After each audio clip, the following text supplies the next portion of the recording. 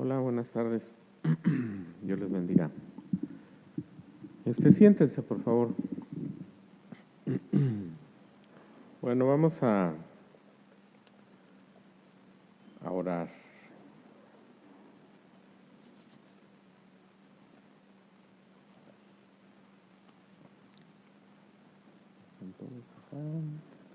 Bueno, ahorita que todos lleguen a su lugar, hasta que todos lleguemos.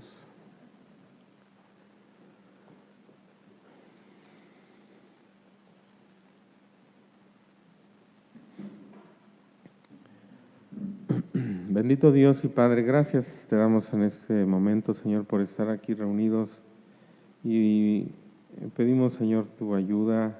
Te necesitamos, Señor, en este momento para poder comprender tu palabra, Señor, y que podamos creer las cosas que tú nos dices, Señor, y hacer las cosas conforme a tu palabra y comprender, Señor, esta enseñanza, Señor, que a veces es un poco difícil o controversial, Señor, pero pedimos tu ayuda en el nombre de Cristo Jesús. Amén. Bueno, hace rato Joca leyó Hechos 2 y bueno, vimos la vez pasada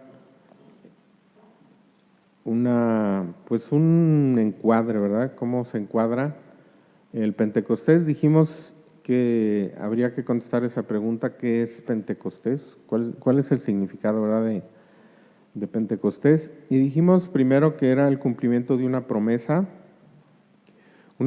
que Juan había dicho. En los 4 evangelios se registran esas palabras de Juan el Bautista, que decía que el que venía tras de él, que era mayor que él, que es Jesús, dice, él los bautizará con el Espíritu Santo. Como el Bautista estaba bautizando en agua, dice así, el que viene detrás de mí bautizará con el Espíritu Santo. Al final del libro de Lucas, el Evangelio de Lucas, Jesús les dice que se queden en Jerusalén y que esperen la promesa del Padre, ¿verdad? Hasta que reciban poder de lo alto. En el primer capítulo de Hechos, Jesús vuelve a repetir y dice que Juan ciertamente bautizó con agua, mas vosotros seréis bautizados con el Espíritu Santo dentro de no muchos días. Ese es el versículo 5.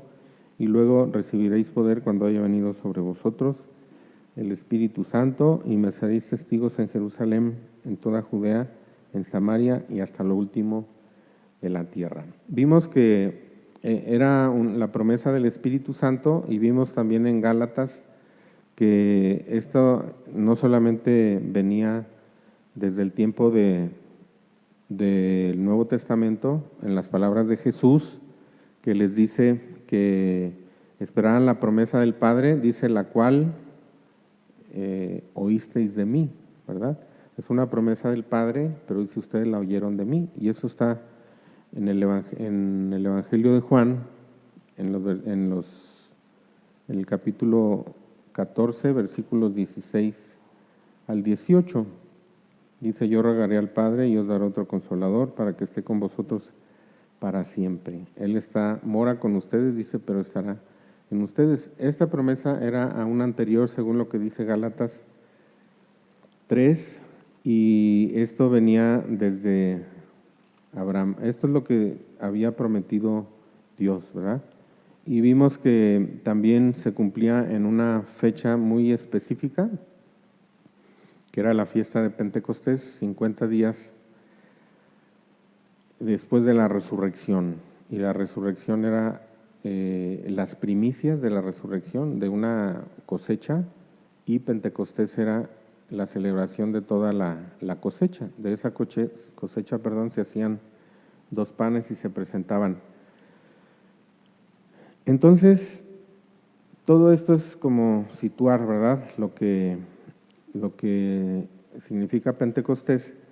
Y luego vimos el tiempo y las circunstancias, y vimos que De acuerdo con Juan capítulo 7, versículos 37 al 39, el evangelista dice que Jesús habló del Espíritu Santo, dice, el que cree en mí, de su interior correrán ríos de agua viva.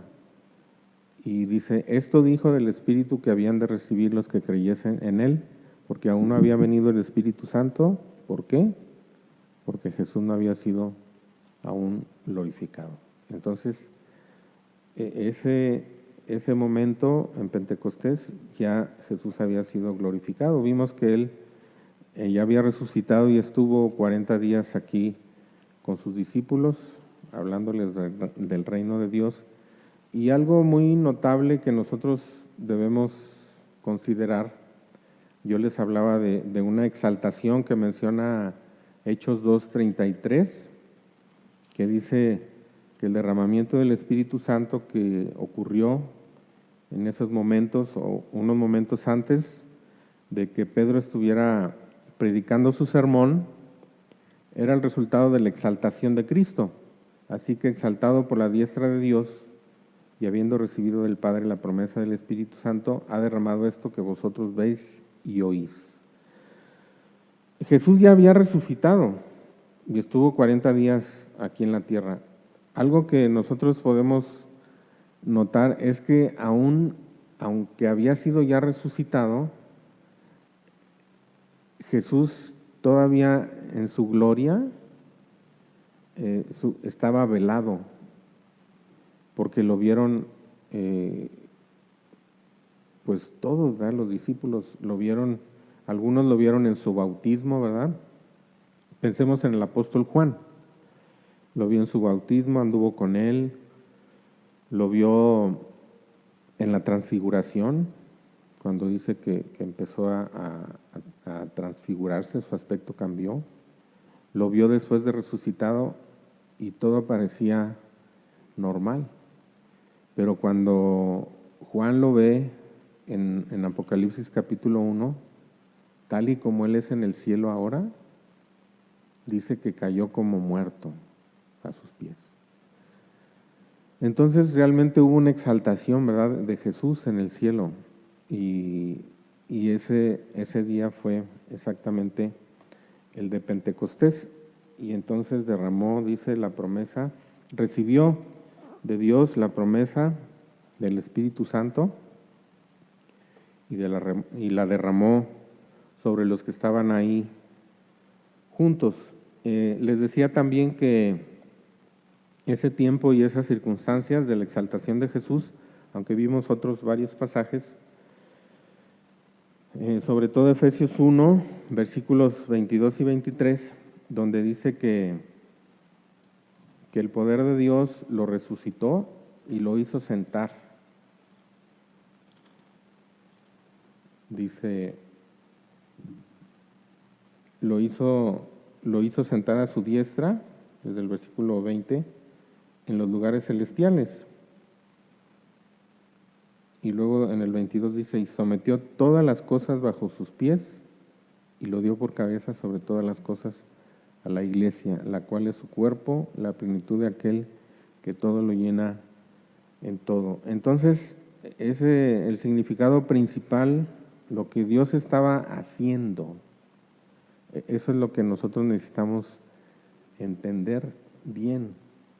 ¿Qué es lo que se consiguió en Pentecostés? Una experiencia de 120,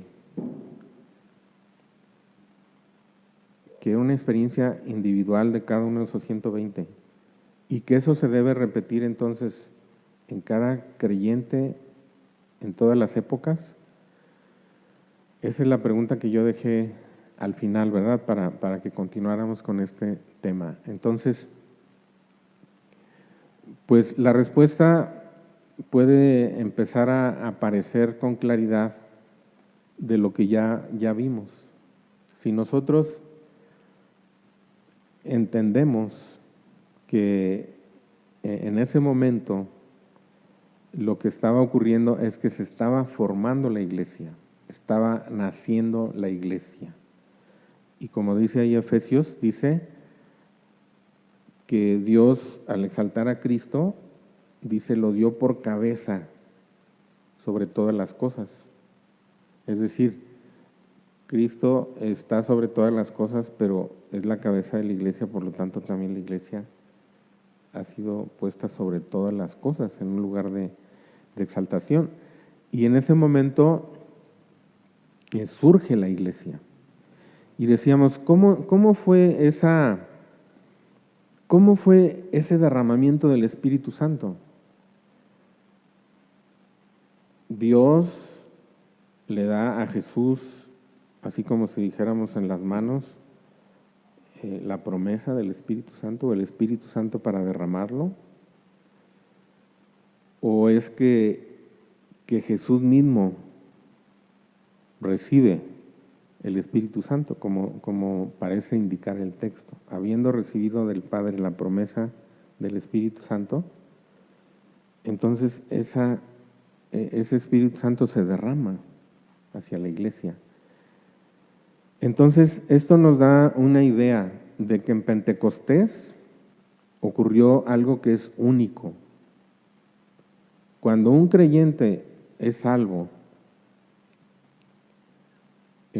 ahí en Efesios capítulo 1, versículo 13, dice, en él también vosotros, habiendo oído la palabra de verdad, el evangelio de vuestra salvación, y habiendo creído en él, fuisteis sellados con el Espíritu Santo de la promesa. Es decir, cada vez que una persona cree, cada vez que alguien es salvo, porque dice, habiendo oído la palabra, y es la palabra de vuestra salvación, y habiendo creído, y la forma como están ahí los verbos es una que se puede traducir así, en oyendo y en creyendo. Es decir, en el momento en que estaban oyendo con fe, en el momento que estaban creyendo, en ese mismo momento, ustedes fueron sellados con el Espíritu Santo de la promesa. Y eso efectivamente se repite cada vez que una persona es salva. Pero en Pentecostés lo que aconteció fue una cuestión de toda la iglesia. Ahora, hay que hacer aquí un pequeño alto y para decir lo siguiente. Hay una cuestión no creo que haya un asunto más debatido y en lo que haya tantas diferencias en las diferentes denominaciones cristianas que el asunto de los dones del Espíritu Santo. Y el asunto es que todo el mundo cree o creemos lo que dice aquí la Biblia, ¿verdad? Y leemos que aquí los 120 que estaban reunidos fueron llenos del Espíritu Santo y hablaron en otras lenguas. Vemos que hay otros pasajes donde se habla de lo mismo en Hechos, y luego vemos el capítulo clásico de los dones del Espíritu Santo, o los capítulos clásicos, que son en realidad 3. Primera de Corintios, capítulos 12, 13 y 14. Y todo el mundo dice, de acuerdo, son hechos milagrosos, son dones sobrenaturales, son manifestaciones del Espíritu Santo. Hablar en lenguas desconocidas para la persona que está hablando, que no ha aprendido. De hecho, la palabra que se usa siempre en todos los pasajes es glosías, que quiere decir una lengua diferente a la que la persona que está hablando en ese momento es su idioma natural o su idioma nativo. Entonces, hablar en otras lenguas perfectamente se cree. Dones de sanidades, que había esos milagros, ¿verdad?, de sanidades que se mencionan ahí en los evangelios y en los hechos, ¿verdad? Bueno, estaríamos hablando de los hechos principalmente. Y pero la cuestión que hace la diferencia es, y esto divide en torno a este asunto a la iglesia en dos campos. doctrinales, digamos. Y uno es el llamado cesacionismo, que dice que esos dones fueron exclusivos del tiempo del libro de los Hechos, o sea, el tiempo de la iglesia primitiva, el tiempo de los apóstoles, que una vez que ese tiempo terminó, entonces esos dones ya no están presentes en la iglesia. El argumento que ellos usan es uno que está ahí mismo en Corintios, en el capítulo 13, y dicen,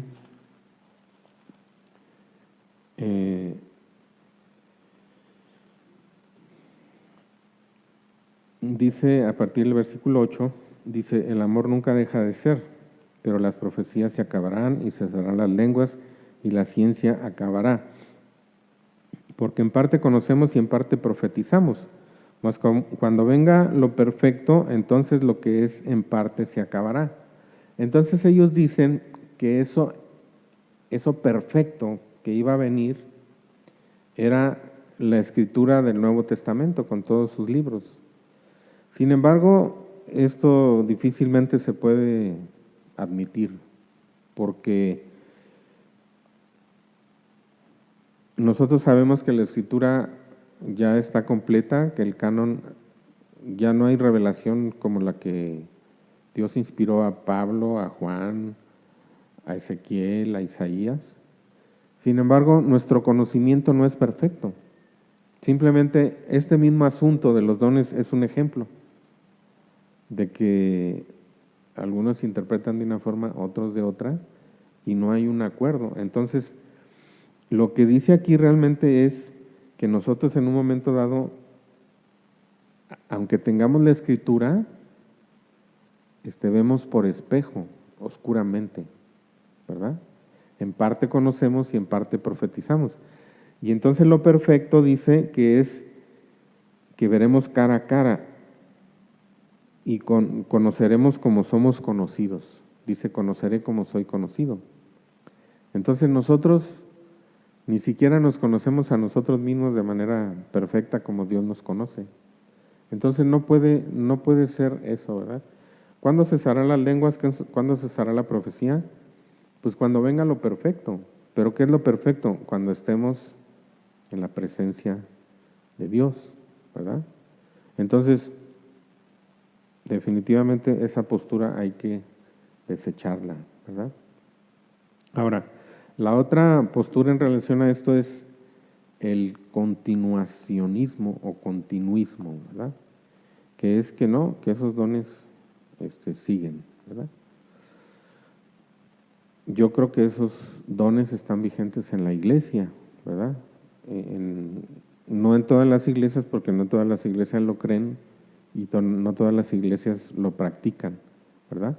Pero esos dones están vigentes en la iglesia, porque en ningún momento en la Escritura se nos dice que cesarían. Esa condición que está aquí puesta no se ha cumplido, no ha llegado lo que es perfecto, ¿verdad? Entonces esos dones continúan en la iglesia. Ahora,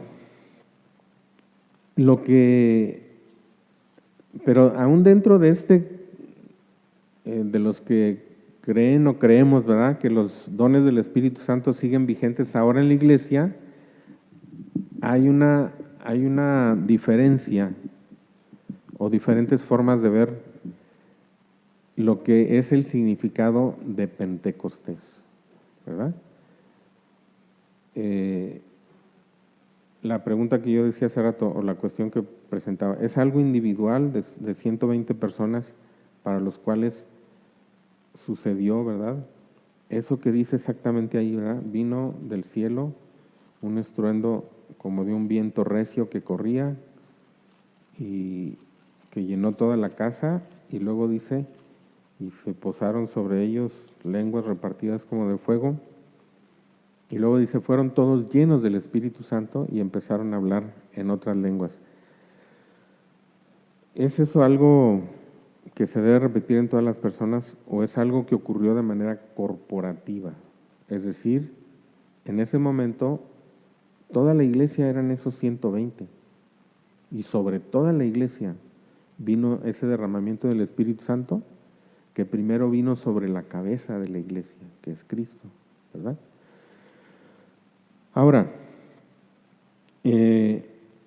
aquí hay que empezar a ver los términos. Para entender todo esto hay que empezar a ver con mucha, bueno, no con mucho porque no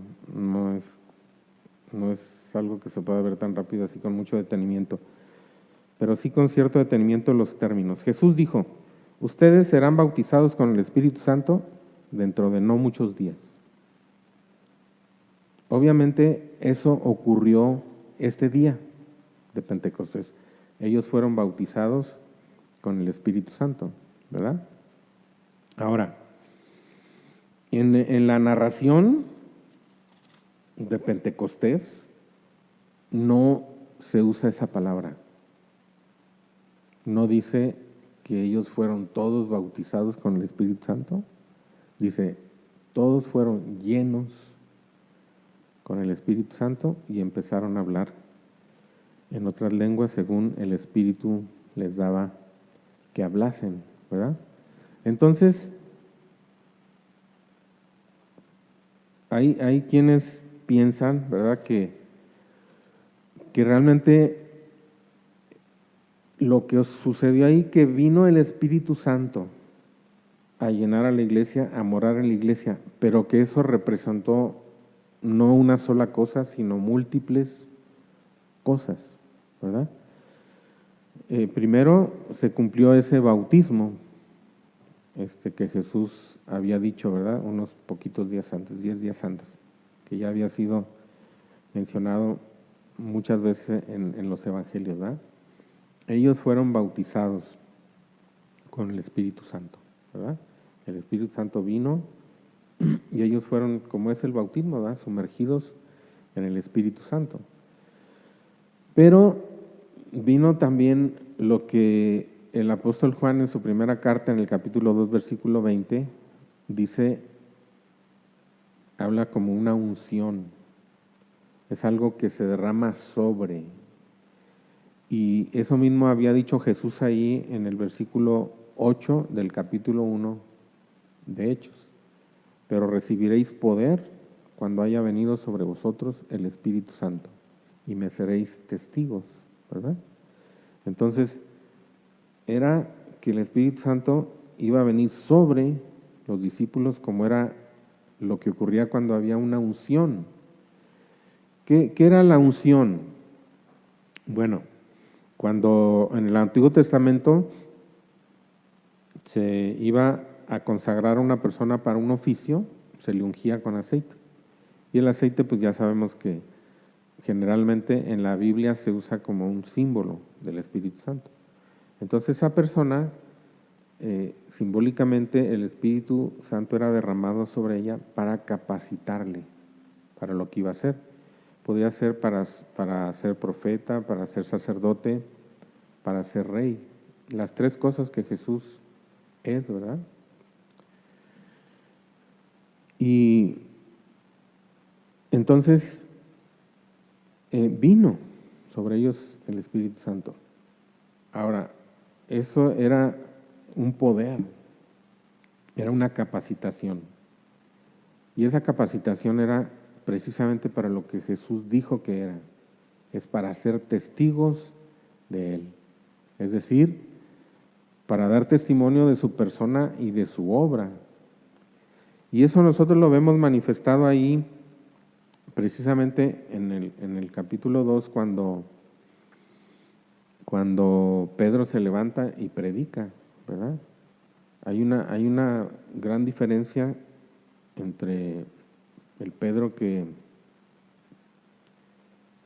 estaba temeroso y escondido, y todos los discípulos, ¿verdad? Ahí ellos se pararon, y Pedro habló, pero dice, todos se pusieron de pie, y Pedro habló. Y como resultado de eso, 3,000 personas se convirtieron en ese día. Ahora, vamos a irnos un poquito a la historia que sigue después de esto. Esas 3,000 personas, dice que Pedro les dijo en su sermón, en la conclusión, Cuando ellos preguntaron, dice en el versículo 37, al oír esto se compungieron de corazón y dijeron a Pedro y a los otros apóstoles, varones hermanos, ¿qué haremos? Pedro les dijo, arrepentíos y bautícese cada uno de vosotros en el nombre de Jesucristo para perdón de los pecados y recibiréis el don del Espíritu Santo. Si se dan cuenta, Pedro está usando aquí el término más general acerca de lo que recibe una persona que recibe a Cristo en relación al Espíritu Santo, y es el don del Espíritu Santo. Es decir, el Espíritu Santo que venga a morar en la persona. Y significa muchas cosas, ¿verdad? Significa el sello que dice, Dios dice, al poner el Espíritu Santo en la persona, Dios dice, esta persona es mía. Y somos suyos, ¿verdad? Ahora, no hay ninguna persona, ningún creyente, ningún cristiano que pueda ser cristiano si no tiene el Espíritu Santo. De hecho, la salvación consiste en eso propiamente. O se puede ver desde ese punto de vista, y tener el Espíritu Santo es ser salvo, porque el Espíritu Santo trae a nosotros todo lo que Jesús hizo y todo lo que Jesús es, ¿verdad? Entonces, dice, recibiréis el don del Espíritu Santo. 3,000 personas, ellos recibieron el Espíritu Santo y fueron incorporados inmediatamente a la iglesia.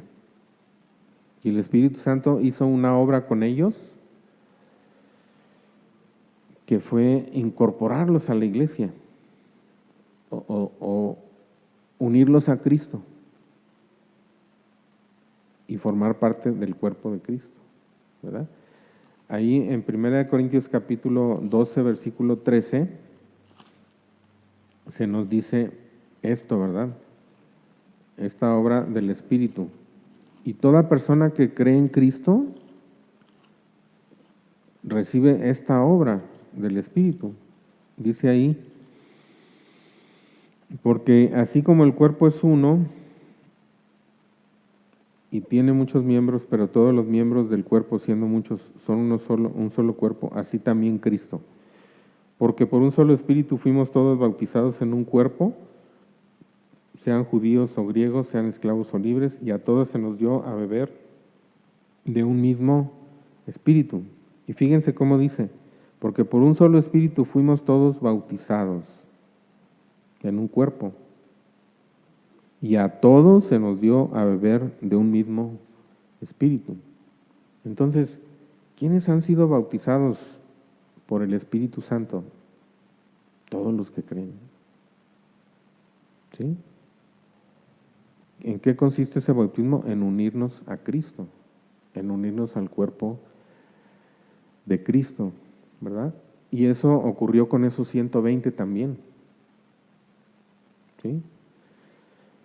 Bueno, pero ¿qué dice Hechos acerca de esos 3,000 que se convirtieron en ese día?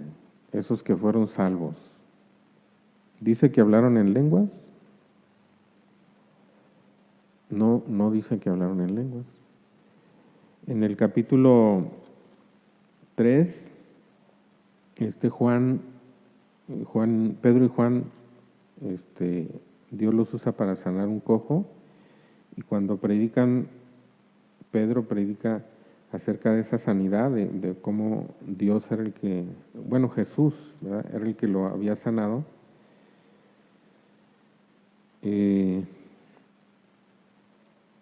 Toda la gente que estaba escuchando, eso es en el capítulo 3, pero es hasta el capítulo 4, en el versículo 4, donde dice, pero muchos de los que habían oído la palabra creyeron, y el número de los varones era como 5,000. Entonces, igual, 5,000 personas se convirtieron ese día. No fue al día siguiente, ¿verdad?, de Pentecostés, pasaron días, y tampoco se dice que ellos hablaron en lenguas, ¿verdad? Tampoco se dice que recibieron el don del Espíritu Santo, pero se entiende que todos recibieron ese don. Ahora, más adelante, después de la persecución de la muerte de Esteban, perdón, en el capítulo 8, Felipe, que fue uno de los 6 diáconos elegidos en el capítulo 6, dice que fue a predicar a la ciudad de Samaria. Y allí en el versículo 14, estamos en Hechos 8, dice, cuando los apóstoles que estaban en Jerusalén oyeron que Samaria había recibido la palabra de Dios, enviaron allá a Pedro y a Juan, los cuales, habiendo venido, oraron por ellos para que recibiesen el Espíritu Santo. Porque no había aún descendido sobre ellos, sobre ninguno de ellos, sino que solamente habían sido bautizados en el nombre de Jesús. Entonces les imponía las manos y recibían el Espíritu Santo. Cuando Simón vio que por la imposición de las manos de los apóstoles se daba el Espíritu Santo, les ofreció dinero. Bueno, entonces dice que Simón vio que ellos recibieron el Espíritu Santo. Aquí no se dice que hablaron en lenguas, aunque recibieron el Espíritu Santo como un don, ¿verdad? Por la imposición de las manos de los apóstoles. Ahora, hay que notar que hay un patrón en Hechos, un modelo, un pequeño esquema de cómo iba a desarrollarse toda la propagación del Evangelio en la iglesia primitiva.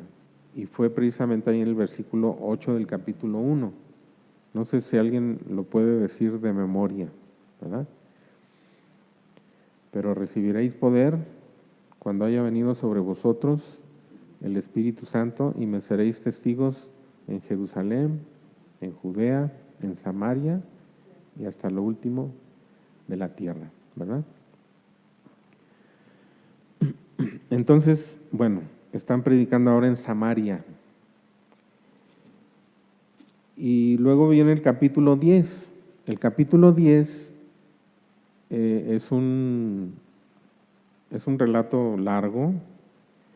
Cornelio es un hombre temeroso de Dios, o sea, simpatizante del judaísmo, pero no es judío, es gentil. Él ve un ángel y el ángel le dice, manda por un hombre llamado Simón a tal lugar, a Jope, y el hombre que estaba allá era Pedro. Las personas que mandó Cornelio llegaron con Pedro. Pedro tuvo una visión, no la voy a describir, solamente que esa visión, Dios le dijo, ve con las personas que van a venir a buscarte. Y eran gentiles que para los judíos eran inmundos, pero en la visión Dios le dice, no llames inmundo lo que yo he santificado, ¿verdad? Bueno, entonces Pedro entendió que tenía que ir, fue y entonces les predicó el Evangelio. Y la predicación de Pedro empieza en el versículo 34, pero no la vamos a leer toda. Solamente les voy a decir que en el momento en que su sermón llegó al punto en el que podía haber la respuesta de fe de los que estaban oyendo, en ese momento el Espíritu Santo cayó sobre ellos. Así dice literalmente, ¿verdad? Que el Espíritu Santo cayó sobre los que estaban oyendo. ¿Y cuál era ese momento? Bueno, ahí dice en el versículo 43, estamos en el capítulo 10, de dan testimonio todos los profetas, es decir, de Jesús. Todo lo que está antes en su sermón está hablando de Jesús, que murió, que fue crucificado y que resucitó, ¿verdad? Y dice, dan testimonio a todos los profetas, que todos los que en él creyeren recibirán perdón de pecados por su nombre. Y cae el Espíritu Santo sobre ellos. ¿Qué significa esto? Pues que lo que Pedro estaba diciendo, que todos los que en él creían, ellos creyeron. Así como dice Efesios 1:13, en oyendo y en creyendo fuisteis sellados con el Espíritu Santo de la promesa. Vino el Espíritu Santo sobre ellos y empezaron a hablar en otras lenguas.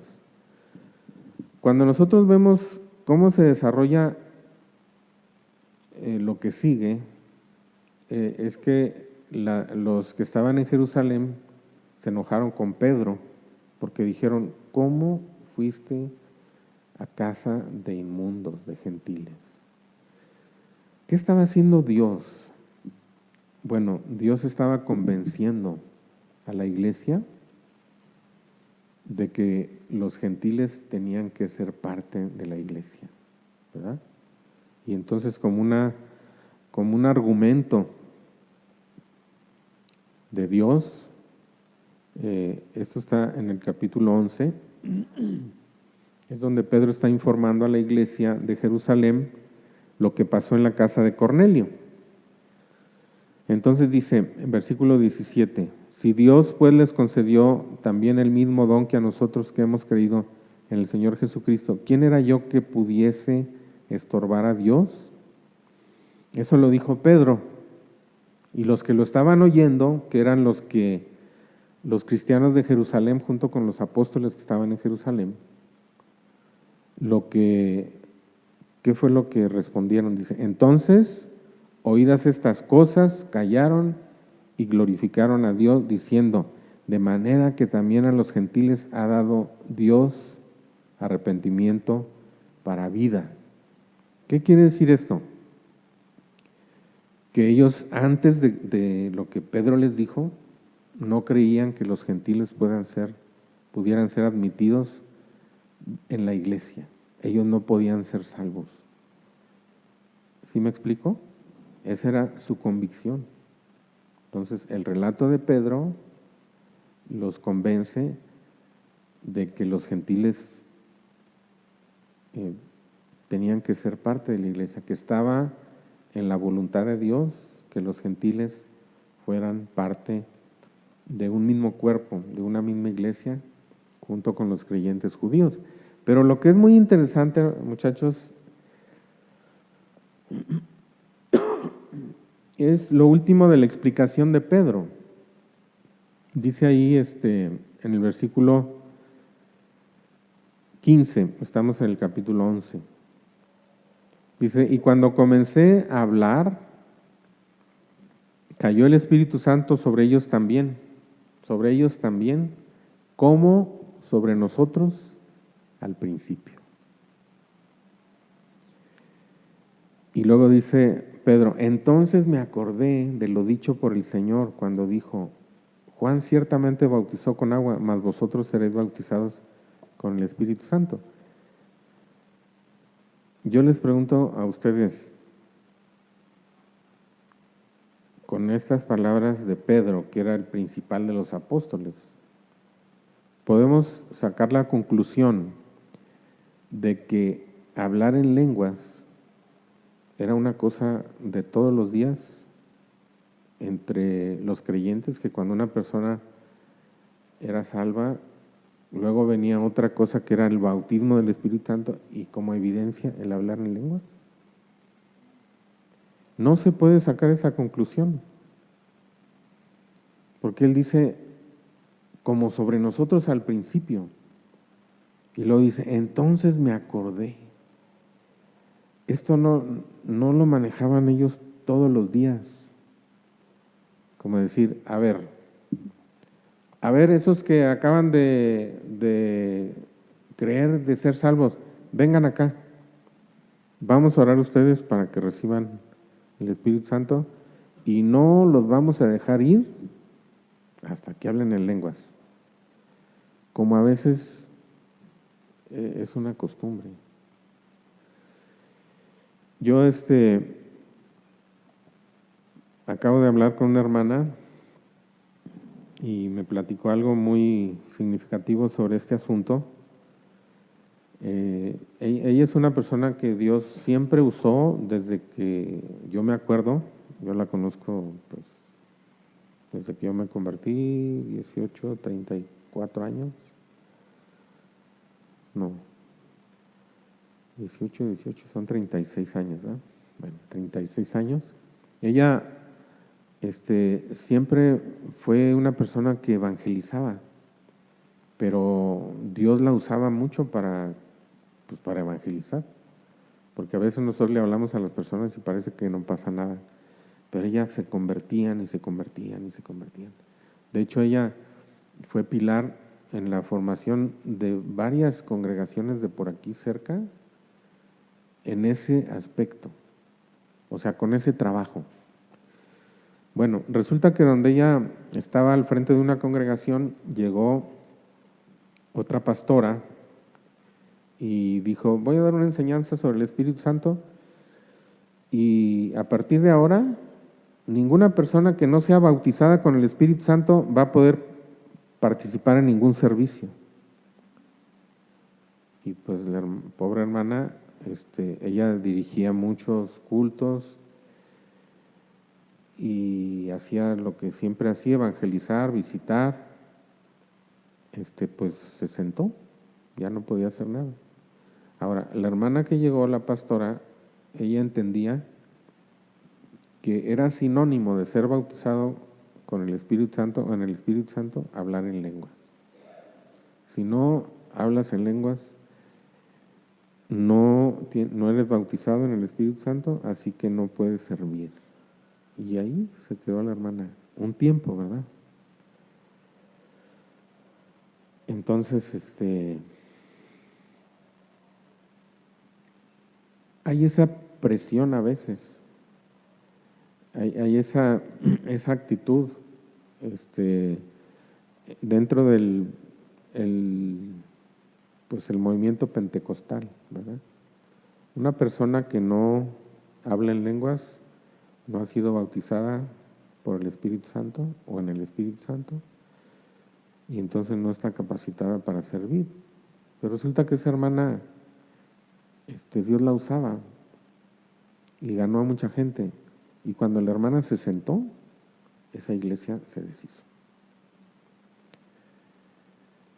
Porque todas las hermanas la buscaban a ella, pues ella las había ganado para Cristo. Y la pastora que llegó, no, aquí yo soy la pastora.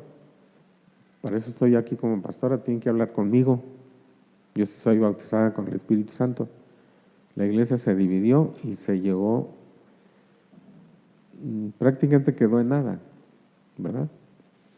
Entonces, ¿qué pasa con esto? Bueno, para muchos que han buscado, como se dice, han buscado el bautismo con el Espíritu Santo, es una tremenda frustración, porque siempre todos los que hablan en lenguas, a ellos los consideran como de segunda categoría. Es decir, ellos tienen un tope del cual puedes orar, puedes evangelizar, puedes leer la Biblia, puedes testificar, pero no hablas en lenguas, no puedes servir, ¿verdad? Eso en nuestra iglesia no ocurre, por lo menos ahora. Y creo que nunca ha ocurrido, pero sí algunas personas que han tenido influencia o participación notable aquí, sí tenían esa postura, ¿verdad? De no dejar, alguien no podía ser líder si no hablaba en lenguas, ¿verdad? Bueno, ahora, pasó otro acontecimiento ahí en Hechos 19, donde el versículo 6 se dice que, bueno, en los primeros versículos se dice que Pablo fue a Éfeso y encontró unos discípulos, pero esos discípulos eran discípulos de Juan, no eran creyentes en Cristo. Y cuando llegó, se dio cuenta que algo no estaba muy bien y les preguntó, ¿recibieron el Espíritu Santo cuando creyeron? Ellos dijeron, ni siquiera hemos oído del Espíritu Santo. Entonces, dice que Pablo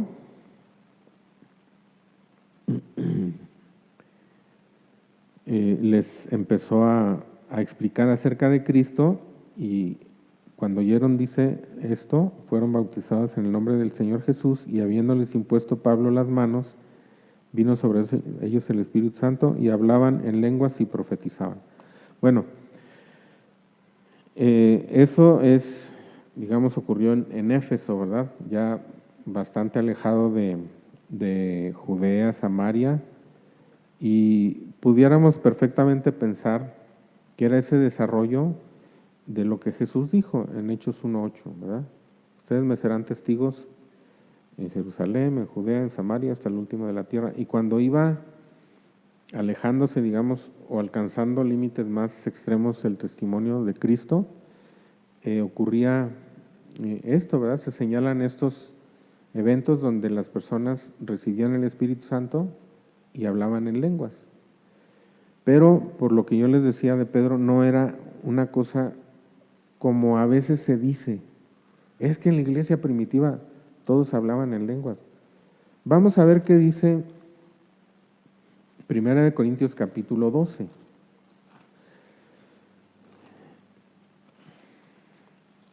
Los que piensan que todo cristiano para estar completo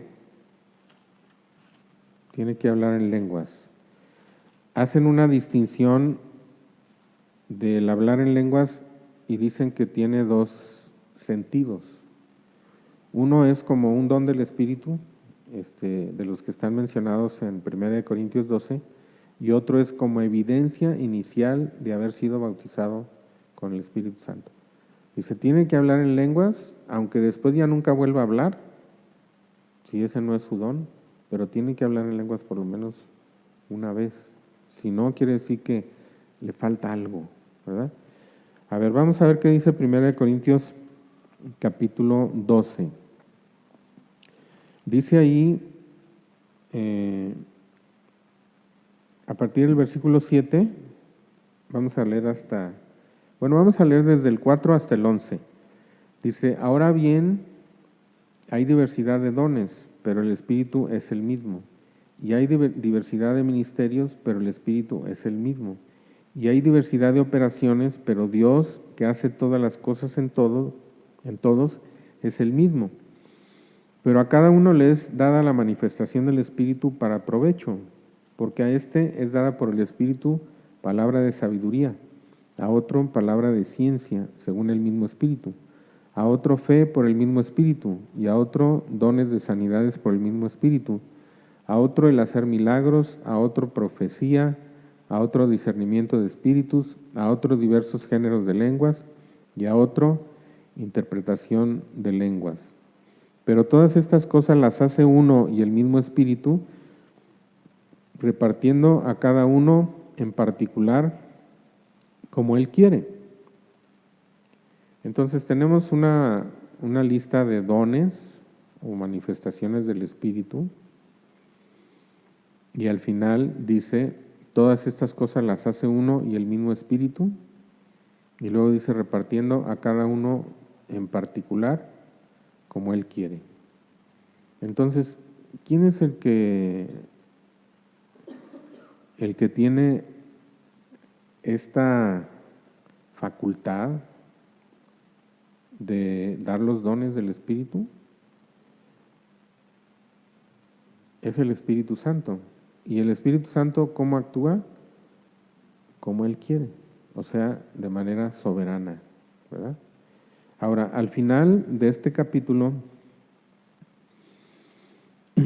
a partir del versículo 28, dice, y a unos puso Dios en la iglesia, primeramente apóstoles, luego profetas, lo tercero maestros, luego los que hacen milagros, después los que sanan, los que ayudan, los que administran, los que tienen don de lenguas. ¿Son todos apóstoles? Esta serie de preguntas que vienen enseguida son preguntas que se llaman preguntas retóricas y tienen implícita la respuesta no. Y eso es bien evidente, ¿no? ¿Son todos apóstoles? No.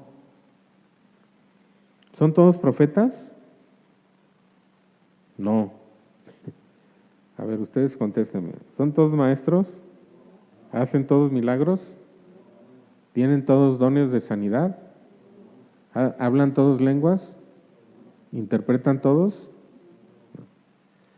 Aquí, bueno, los que piensan que efectivamente cada cristiano debe hablar en lenguas, si es que está lleno del Espíritu o es bautizado en el Espíritu, dice, no, pero es que este es el don y el otro es la señal. Pero en ninguna parte de la Escritura se puede encontrar eso. Dicen, pues es que todos los que estaban ahí en Hechos, ¿verdad? En Hechos 2, el día de Pentecostés, todos hablaron en lengua. Sí, pero nunca dice que eso era la señal, dice que vino el Espíritu Santo. Y nosotros hemos visto que eso fue el bautismo en el Espíritu Santo que dio Jesús, la unción que dio el Espíritu, que dio Dios y que vino a la iglesia no como algo que Jesús dio, sino que vino a través de Jesús, ¿verdad? También es, en ese momento, el Espíritu Santo, fueron bautizados por Él, por el Espíritu Santo. Jesús bautizó a la iglesia en el Espíritu Santo o con el Espíritu Santo, pero el Espíritu Santo bautizó a la iglesia en Cristo. Es el bautismo por el Espíritu que vimos en 1 Corintios 12, ¿verdad? ¿Qué hace? Bueno, une a todos los que creen en un solo cuerpo. Fue el inicio de la iglesia, fue el inicio de la era del testimonio acerca de Cristo por medio de la iglesia capacitada por el poder del Espíritu Santo. O sea, fueron eventos muy significativos e irrepetibles. ¿Cuántas veces se va a fundar la iglesia? Una sola vez. ¿Cuántas veces Jesucristo recibió del Padre la promesa del Espíritu Santo? Una sola vez. ¿Verdad? ¿Cuántas veces se formó el cuerpo de Cristo? Una sola vez. Ahora, ¿qué quiere decir esto, muchachos? Que no podemos nosotros recibir ese don que está aquí enlistado entre muchos otros, que no podemos entre nosotros, por la búsqueda que tengamos de Dios, ahorita vamos a ver eso al final, que creo que es lo práctico, lo importante. ¿No sería bueno que entre nosotros hubiera la manifestación de esos dones de discernimiento de espíritus, de palabra de ciencia, de palabra de sabiduría, el don de hacer milagros, el don de fe, el don de diversos géneros de lenguas, el don de interpretación de lenguas, el don de profecía? Sí. Y nosotros dice, y es a lo que quiero llegar, dice ahí, despuesito de lo que leímos ahorita, tienen todos dones de sanidad, hablan todos lenguas, interpretan todos. Ahí terminan esas preguntas, pero el capítulo 12 termina en el versículo 31 y dice, procurad pues los dones mejores, mas yo os muestro un camino aún más excelente. ¿Cuál es ese camino más excelente? Pues es el amor, del que habla todo el capítulo 13 o buena parte del capítulo 13, ¿verdad? Y el capítulo 14 empieza, dice, seguid el amor y procurad los dones espirituales, pero sobre todo que profeticéis. Entonces, hay se deja ver, ¿verdad? No se explica así muy claramente, pero se deja ver. Dice Pablo, procurad los dones mejores. Y luego dice, procurad los dones, pero los dones espirituales, pero sobre todo que profeticéis. Es decir, hablar a la iglesia para edificación, para consolación. ¿Cuál es la otra palabra que usa? Y exhortación, ¿verdad? Todos los dones son importantes y hay que poner un poco o mencionar un poco qué es esa palabra que dice aquí procurar. Es algo más que buscar. Dice, es una palabra que, bueno, en el griego es zeló, con Z y doble O al final. Es un verbo. Y en los dos versículos que leímos, 12:31 y 14:1, dice, ese verbo está en presente, activo, imperativo. O sea, es una orden, no se nos da opción. Bueno, se nos da la opción de desobedecer. Siempre hay esa opción. Cuando Dios nos dice, haz esto, pues no nos está pidiendo opinión de si sería bueno hacerlo, si estamos de acuerdo. Nos manda a hacerlo. Tenemos la opción de no hacerlo siempre, ¿verdad? Pero nosotros vamos a perder con la desobediencia, ¿verdad? Entonces, fíjense lo que este verbo quiere decir. Es un verbo intenso. Dice arder con celo.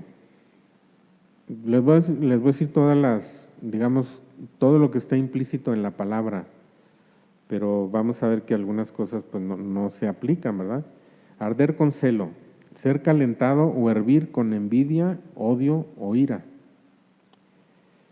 En un buen sentido, ser celoso en la búsqueda de Dios. Obviamente ese sentido no es el que nos está diciendo aquí, ¿verdad? Que ardamos con, o hirvamos con envidia, odio o ira. Pero dice, desear seriamente, perseguir. Desear a alguien seriamente, luchar en pos de, o esforzarse en pos de, ocuparse uno de él, de esa persona que se desea. Luego, ejercer fuerza o esforzarse por alguien. Y luego dice, para que no sea parte de mí, o sea, como retenerlo, ¿verdad? Ser el objeto de celo de otros, ser buscado celosamente.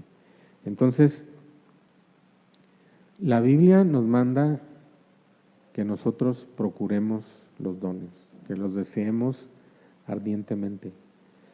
Y la gran mayoría de personas, por ejemplo, que manifiestan los dones del Espíritu Santo, no siempre es así, ¿verdad? Pero, o más bien, no siempre se ve desde afuera de esa forma. Pero Dios no ve desde afuera. Dios siempre ve el corazón. Algunas personas, cuando reciben a Cristo, ahí Dios los llena con el Espíritu Santo de una llenura y empiezan a hablar en lenguas, ¿verdad? Y a otras personas que tal vez tienen años como cristianos y que dicen, ¿y por qué a mí no? Bueno, pues por dos cosas, ¿verdad? Una, que Dios conoce el corazón y a lo mejor nosotros no tenemos ese deseo, ¿verdad? No anhelamos esas manifestaciones del Espíritu Santo. La otra es que lo que ya leímos, ¿verdad? Que el Espíritu Santo es soberano y reparte como Él quiere. Entonces, la Biblia nos exhorta a todos. En Efesios capítulo, a ver, es 5 o el 4, no me acuerdo bien. Dice, sed llenos, no os embriaguéis con vino, sino sed llenos del Espíritu Santo, ¿verdad? A ver, ¿dónde está?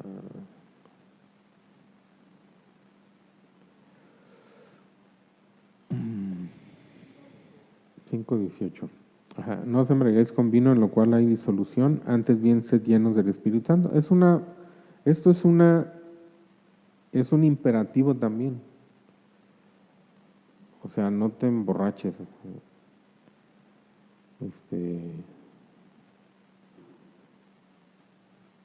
sino sé lleno, sean llenos, permitan siempre ser llenados. Nosotros necesitamos buscar ser llenos del Espíritu Santo todo el tiempo. Y esto es algo que no viene en realidad de afuera, porque el Espíritu Santo mora en nosotros. Pero el Espíritu Santo puede ocupar un departamentito en nuestra vida, ¿verdad? Chiquito, porque muchas áreas de nuestra vida no lo dejamos entrar. Y ser lleno quiere decir, Él, donde le demos oportunidad, Él va a llenar.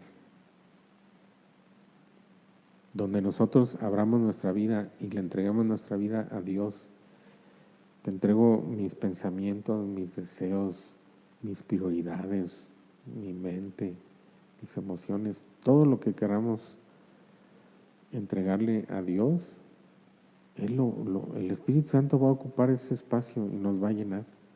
No es lo mismo, ¿verdad? Que los dones espirituales, no es lo mismo que hablar en lenguas, pero quizá en esa llenura, o es muy posible que en esa llenura, que el Espíritu Santo ocupe toda nuestra vida. Hay un hermano que dice, la llenura del Espíritu Santo no es tener más del Espíritu Santo, es que el Espíritu Santo tenga más de nosotros. Y en esa llenura se podrán manifestar tal vez muchos dones que son necesarios en nuestra vida para nuestra propia edificación, como se dice ahí, ¿verdad? El que habla en lenguas, dice, no habla a los hombres, sino en su espíritu habla con Dios, ¿verdad? Y es edificado, es para edificación personal. El don de lenguas a veces viene con el don de interpretación de lenguas también, entonces se habla a la iglesia y viene la interpretación y es algo que es como un equivalente propiamente de la profecía, ¿verdad? Porque se da un mensaje entendible, ¿verdad? Que Dios puede hablar a través de nosotros a la iglesia, ¿verdad? Entonces, todo esto que he estado pues tratando, ¿verdad? De clarificar, espero que haya quedado pues un poquito más claro de los conceptos que ustedes tenían. De ninguna manera es para decir que nosotros no debemos buscar los dones del Espíritu Santo, pero que no debemos estar con esa obsesión que a veces es frustrante de hablar en lenguas, ¿verdad? Porque digo, el tema que sugirieron ustedes, y entiendo que es una inquietud que hay, ¿verdad? Porque en nuestro medio pentecostal, pues eso se mueve. Podemos recordar algunas reuniones, no quiero decir ni dónde ni quién, pero donde está un grupo de personas que muchos hablan en lenguas y otros que están ahí no hablan en lenguas, y se hace una escandalera tremenda y las personas están gritándole al Espíritu Santo, ahora, ahora, ahora, como si nosotros pudiéramos forzar al Espíritu Santo. No sé si les ha tocado ver ese tipo de cosas, pero yo recuerdo cuando yo era niño, cuando unas hermanas de la iglesia iban a orar por mi mamá, yo me escondía. Sinceramente, me escondía atrás de mi mamá. Estaba chiquito, ¿no? Como 3, 4 años, no sé. Pero un escándalo, era ahí una sacudidera que tenían ahí las hermanas. Y pues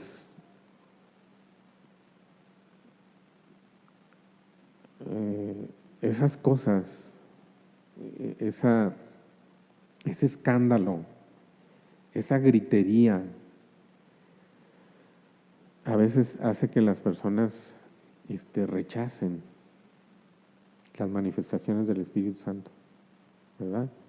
Muchas veces, curiosamente y contradictoriamente o paradójicamente, algunas manifestaciones del Espíritu Santo se ven en medio de mucha carnalidad y eso hace repulsivo, hace que esas manifestaciones del Espíritu Santo sean rechazadas, que no sean deseadas, porque no hay eso que debe haber del Espíritu. O sea, el Espíritu es un espíritu noble, un espíritu gentil, es el espíritu del amor de Dios. Es cierto que a veces podrá haber manifestaciones estruendosas, ¿no? Como ahí en Hechos, pero no siempre debe ser así, ¿verdad? Y yo, ya para terminar, también digo, el hecho de forzar a veces, de que en las reuniones pentecostales se quiera forzar a que todos hablen en lenguas, se presta para las falsificaciones. Yo recuerdo perfectamente aquí en este lugar, que en aquellos tiempos cuando yo era nuevo, casi